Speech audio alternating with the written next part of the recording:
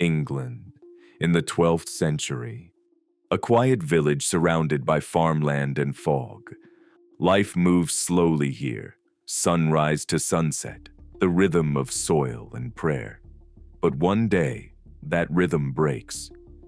Two children emerge from the woods near the edge of Woolpit, a boy and a girl, thin, frightened, wearing strange coarse garments that shimmer faintly in the light. They speak no language anyone recognizes, and their skin is green. They refuse bread and fruit, collapse from exhaustion, and hide from the sun as if it burns. When they finally speak, through gestures, fragments, and fear, they tell of a place where daylight never comes, a world of twilight, far below the one we know. Some called them angels, others demons, and centuries later, their story would be woven into theories of hidden realms and civilizations beneath our feet. This is the mystery of the children of Woolpit. To understand what made this story so strange, and why it's still being discussed nearly 900 years later, we have to go back to a very different England. The year was sometime in the mid-11th century. Some say it happened under King Stephen. Others place it in the early years of Henry II. Either way, this was an era scarred by famine, civil war, and superstition. Suffolk in eastern England was mostly farmland, quiet, isolated, and deeply religious. In the middle of it sat a small village called Woolpit. The name came from the wolf pits that bordered its fields, deep holes dug into the ground to catch the wolves that once roamed the countryside. Around those pits stretched miles of rolling farmland and forest, a landscape that, even today, feels still and slightly haunted. The people of Woolpit lived simple, difficult lives. They worked the soil, feared the church, and explained the unexplainable through faith and folklore. If something vanished, they said the Fae had taken it. If crops failed, perhaps a saint was displeased. And when someone appeared who didn't belong, it wasn't seen as coincidence. It was an omen. This was a time when science and superstition coexisted uneasily. Stories of elves, spirits, and other worlds weren't entertainment. They were part of daily life. The idea that hidden realms existed just beyond human sight was as accepted as the weather. So when two strange children appeared out of nowhere, the villagers didn't see it as a puzzle to solve. They saw it as something sacred or something dangerous. We know about this event because two chroniclers recorded it, both men of the church and both respected in their time. William of Newburgh, a historian from Yorkshire, was known for his rational, almost skeptical tone, and Ralph of Coggeshall, an abbot from Essex, was known for documenting first-hand accounts of unusual events. They never met, but their writings align. Both described the same thing. It's rare to have two independent medieval sources describing the same supernatural event. And it's that overlap, that shared certainty, that makes this mystery endure long after the fields have gone quiet. Because whatever happened next turned a local curiosity into one of England's oldest unsolved cases.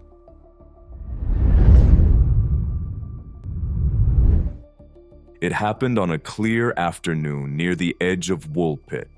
Farmers were working the fields when they noticed movement by one of the old wolf traps, deep pits once used to capture wild animals. At first, they thought a creature had fallen in, but when they drew closer, two small figures crawled from the shadows, a boy and a girl, thin, disoriented, and shaking with fear. Their clothing was unlike anything the villagers had ever seen. The material shimmered oddly in the sunlight, coarse but unfamiliar, as though woven from metal threads. Their faces were pale, their eyes were wide, and their skin was green. The villagers tried to speak to them, but their words made no sense. The children spoke a language no one could identify. Not English, not Latin, not French. Their tone was soft and melodic, but the words were completely foreign. When food was brought, they refused to eat. Bread, meat, fruit, everything was strange to them. They wept exhausted and curled together near the edge of the pit. Finally, someone brought freshly picked beans, still inside their pods. The moment they saw them, the children lunged forward and began to eat, raw, straight from the stalk. To the villagers, it was the first sign that these children weren't wild, but human, just not like anyone they'd seen before. The children were taken in by a local nobleman, Sir Richard de Calne, whose name still appears in both written accounts. He offered them food, shelter, and baptism, as was custom for any lost soul. But the boy didn't survive for long. He grew weak, refusing to eat anything but the beans. Within weeks, he died. Some said from illness, others from sorrow. The girl, however, began to adapt. Gradually, she learned to eat bread and other food, and as she did, her green hue began to fade. Her hair lightened, her eyes grew brighter, and her skin slowly returned to a more natural color. As she recovered, she began to pick up the language around her. First single words, then full sentences. When she could finally speak enough to be understood, she began to tell her story. According to the girl, she and her brother came from a place she called St. Martin's Land. It was a world with no sunlight, where everything was twilight and the landscape glowed in shades of green. She said the people there worshipped St. Martin and that everything, the fields, the rivers, the sky, existed in a dim half-light. One day, while her brother and she were tending their family's cattle, they followed the herd into a cavern. They heard the sound of church bells echoing from deep within, so they kept walking toward the sound. Then suddenly there was light, a blinding golden light unlike anything they'd ever seen. Panicked, they stumbled forward, and when they emerged, they found themselves in the fields of Woolpit. The air was too bright, the sky too blue, the sun unbearable. When they turned to find the passage back, it was gone. That was all she remembered. She lived out the rest of her life in England. Some say she worked in Sir Richard's household. Others claim she married, moved away, and lived quietly, never changing her story. To the villagers, she was no longer the green child from the pit. She was just another woman in the village. But to history, she remained an unanswered question.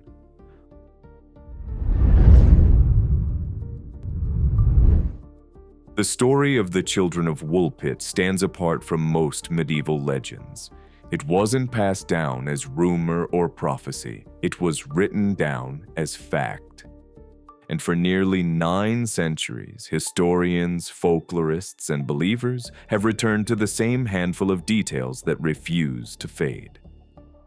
2 separate chroniclers, William of Newburgh and Ralph of Coggeshall, documented the event within a generation of when it allegedly occurred. Both were educated men of the church, writing about real wars, kings, and politics of their time. Yet both paused to describe 2 green children found in a Suffolk field. Their versions differ slightly, but the key details align. A boy and a girl, green-skinned, speaking an unknown language, adopted by Sir Richard de Calne, with only the girl surviving to tell her story. That consistency across 2 sources gives the tale its weight. For believers, it's evidence of truth preserved through record-keeping, not rumor, the closest thing medieval England had to an official report of the extraordinary. The green hue has become the story's most iconic feature. Chroniclers describe it plainly, as if observing a biological fact rather than a symbol. Centuries later, this detail sparked speculation that the children weren't entirely human. perhaps adapted to life beneath the earth, or born in a place untouched by sunlight. Writers in the 19th and 20th centuries tied this to early Hollow Earth ideas, proposing that the green color came from a subterranean ecosystem, or even photosynthetic blood. Fringe theorists still point to it as possible evidence of a separate race hidden within the planet. Whatever the explanation, that color, unnatural, vivid, and unforgettable, became the visual anchor for the entire mystery, separating it from folklore about ordinary lost children. The children spoke in sounds and rhythms that no one could place. Villagers described their language as soft and unfamiliar, not English, not Latin, and not any known European tongue. Combined with their refusal to eat local food, it made them seem less like foreigners and more like beings from another world entirely. Their behavior only deepened the strangeness. They wept at sunlight, clung to each other, and wouldn't eat until offered raw beans still inside their pods.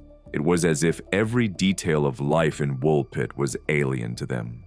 To many, these oddities hinted at complete cultural isolation, a clue that the children came from a hidden or inaccessible place, one separated from human civilization by distance, or by something far stranger. What happened in Woolpit isn't an isolated legend. Throughout medieval Europe, scattered references appear to green-skinned beings and twilight folk, from Celtic tales of fey changelings to the Green Man carved into old cathedrals. Believers view the Woolpit case as part of that pattern, not a lone story, but one example of recurring encounters with something that moves between worlds. The similarities are too precise, they argue, to be coincidence. And yet, no other account carries the same historical detail or eyewitness testimony, which makes Woolpit both a part of folklore's greater web and a complete anomaly within it.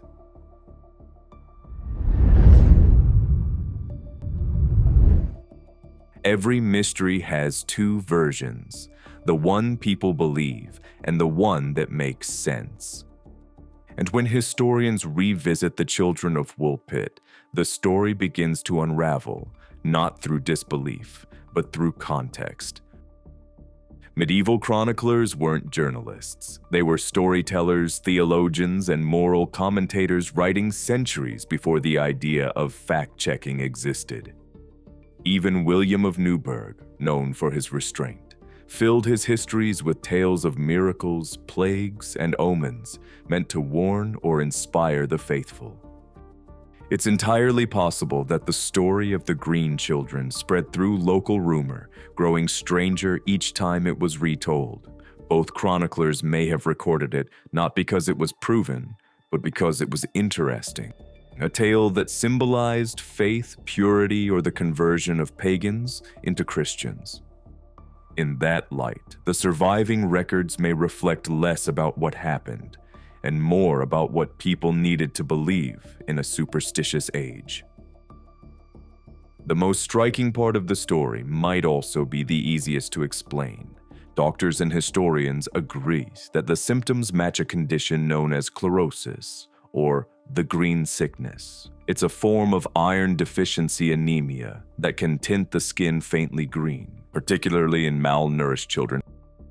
If the two siblings had been starving, perhaps lost or orphaned, their diet could have triggered the illness. The detail that the girl's color faded once she began eating normal food fits perfectly with that diagnosis. To a medieval villager who'd never seen malnutrition manifest that way, it might have looked supernatural, but to modern medicine, it's heartbreakingly ordinary. In the 12th century, England was a patchwork of languages. Latin in the church, French among nobles, and dozens of regional dialects among the poor. Entire villages could speak in tones or accents unrecognizable just a few miles away. Historians have long suspected the children may have been refugees, During that same period, settlers were driven from nearby villages after political conflict. Their communities burned and scattered. If the children came from one of those families, speaking in different dialect and traumatized by war, it would explain everything. Their language, their fear, their disorientation, even their hunger. To the villagers of Woolpit, their words might have sounded alien, but in reality, the unknown tongue could have been nothing more than a foreign accent lost to time. Folklore is built on repetition. Stories echo one another because people retell what feels familiar, and the color green in medieval Europe carried deep symbolic meaning. It represented nature, fertility, and the fae, but also the unnatural, the inhuman. The green man carved into church walls, the fair folk said to live beneath hills, and even the Woolpit children all share that imagery. But that doesn't mean they're connected events. It simply means storytellers drew from the same palette of symbols that medieval audiences understood. Rather than proof of a recurring phenomenon, these parallels may show how easily a local mystery can be absorbed into a larger myth, transforming a tragic accident into a story of otherworldly wonder.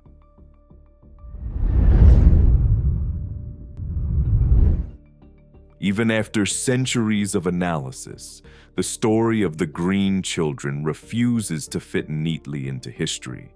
Every explanation, no matter how rational, leaves something unresolved. And that's why the case of Woolpit continues to attract not just historians, but dreamers, folklorists, and those who believe our world is far stranger than we think. The most accepted explanation is also the most human. In the 12th century, a large community of Flemish settlers lived in eastern England. Many were forced to flee during conflicts under King Stephen and Henry II, when their villages were raided and burned. Historians suggest the children may have wandered from one of these settlements, possibly Fornham St. Martin, a real village not far from Woolpit. If their parents died or were captured, the children could have become lost in the forests and hidden tunnels between the towns. Their strange dialect would have sounded alien, their fear of the sun understandable, and their malnutrition could explain their green skin. In this version, the twilight world of St. Martin's Land wasn't an underground realm. It was simply home. The children may have mistaken the deep shade of the woods or the gloom of night for a land without sunlight. It's a tragic but plausible story. Two lost refugees who stumbled into a village that couldn't understand them, transformed by time into myth. To some, the Woolpit story reads less like folklore and more like an early contact narrative. Two beings appear from nowhere, wearing metallic garments, confused by light, unable to communicate, and physically altered by a world not their own. UFO researchers in the 20th century even compared it to modern abduction cases, where witnesses describe missing time, strange environments, and physiological after-effects. Some have speculated that St. Martin's Land could have been a parallel version of Earth, one where sunlight filters differently and time moves slower. Others see it as a symbolic description of another planet entirely. The theory may sound far-fetched, but it explains the one thing folklore can't: why the children's details, language, behavior, and description of another world feel oddly consistent with modern accounts of visitors from beyond. And finally, there's the theory that pulls the story deep beneath the surface. Believers in the Hollow Earth hypothesis claim the children came from within our planet, a hidden world stretching beneath the crust, home to entire civilizations untouched by the sun. Some say the Earth is honeycombed with tunnels and vast caverns lit by an inner sun, where life has evolved separately from the surface. According to this view, St. Martin's Land wasn't poetic, it was literal. The children may have followed their herd through one of these underground passages and emerged accidentally into the world above. Their eyes and skin, unaccustomed to sunlight, would explain their sensitivity and faint green hue. Their metallic clothing, strange diet, and confusion at ordinary food could point to a self-contained ecosystem unlike anything on the surface. This theory has been tied to legends of Agartha, a fabled subterranean kingdom said to lie at the Earth's core, connected to the surface by hidden entrances scattered across the globe. From Tibet's mountains to Antarctica's ice, believers claim traces of its gateways still exist, and Woolpit, they argue, may have been one of them. Of course, there's no scientific evidence for any of it, but like every enduring mystery, the appeal lies in possibility. If there truly is a world beneath ours, who's to say these two children weren't its first ambassadors? We'll be exploring the legend of Agartha, its supposed entrances, the explorers who claim to see it, and its strange connection to ancient myth in an upcoming episode. Because if Woolpit was only a glimpse, Agartha may be the full picture.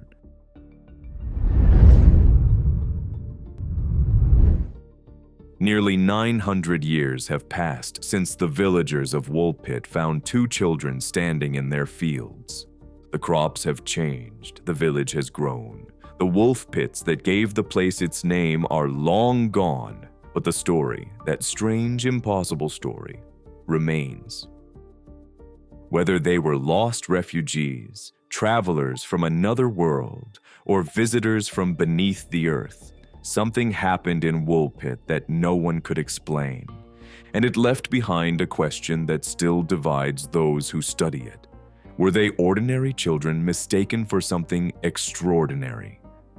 Or extraordinary beings mistaken for something ordinary? Maybe it's a reminder of how easily history blends with myth, how a real event, misunderstood in its time, can evolve into something timeless. Or maybe it's a glimpse of a world we were never meant to see. Let me know what you believe down in the comments. And if there are other topics and mysteries you'd like me to explore in the future, I'd love to hear your suggestions. If you enjoyed this deep dive into the unknown, don't forget to like, comment, share, and subscribe. It helps the channel grow.